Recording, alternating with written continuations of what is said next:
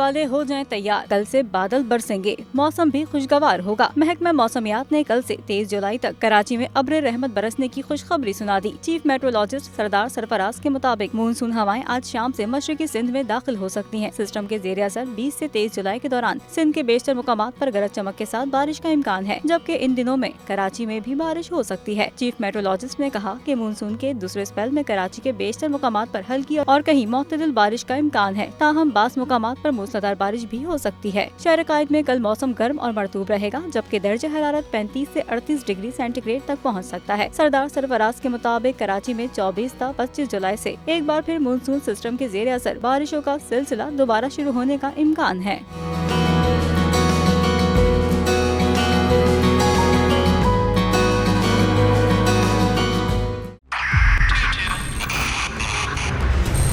Mobile loan application से कर्ज लेना आवाम के लिए अजाब बन गया। सूद की ज्यादती और धमकियां, शहरी ने अपनी जान ले ली। बोल ने दिया अपने आवाम का साथ, उठाई इस स्कैम के खिलाफ आवाज। जो है लोन देने के हवाले से फ्रॉड बन रही है और लोगों की जिंदगियों से और इनकी इज्जतों से भी खेल रही हैं। तो मैं ये समझता हूँ यहाँ पे 2-3 बड़ी अहम चीज है। ये है कि ऐसी एप्स जो कि एक्सेस प्रोवाइड कर देती हैं टू दी कॉन्टैक्ट्स और उसके अलावा टू द गैलरी।